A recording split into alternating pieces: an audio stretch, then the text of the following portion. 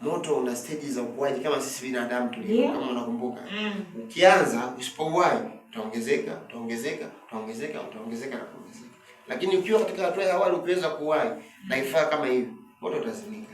Ndio maana tukasema hiki kifaa kila mmoja anapokuwa nacho majumbani, kwenye vyombo vyake vya usafiri, vyombo vya moto, kama ni maofisini, hatutasikia uwezo kumeungua, hatutasikia nyumba zetu zimeungua, kwa sababu unapoanza tu kiwai na kifaa hiki moto huanza.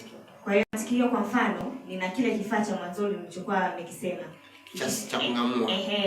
Kishanipa na ilitoe taarifa kwamba kuna tatizo la. Sasa hivi ni kama nikaiwai hii hapo kufanya kazi. Hivyo ni kama uji na mgonjwa. Kwamba kile kinakwambia, kinakupa ishara kwamba kuna shida sehemu. Na hiki kinakupa njia za kwenda kupambana na ile shida.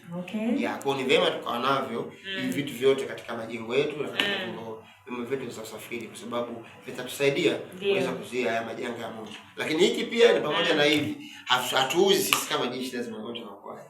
Hao watu ambao tunaita mafadhila ndio ambao wanapaswa kufanya hiyo biashara ya kuuza, lakini hiki pia kinafanywa service.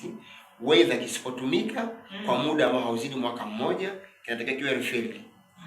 Lakini once unapokitumia, eti sasa hivi umetokea moto tumekitumia, ina maana poda na hewa iliyomo humo itakuwa imeshuka katika vipimo vyake. Kwa hiyo unapaswa turudisha kwa fadhila ili akarefill, kurudisha ule ujazo wa hewa na wa poda kama ambavyo ulikuwa mwanzoni, ili kiweze kuendelea kwa katika matumizi. Kwa kama fadhila ndio wanahusika na hizo swala. Kufanya service, kuuza, lakini kufunga hivi vifaa. This is Uheso FM.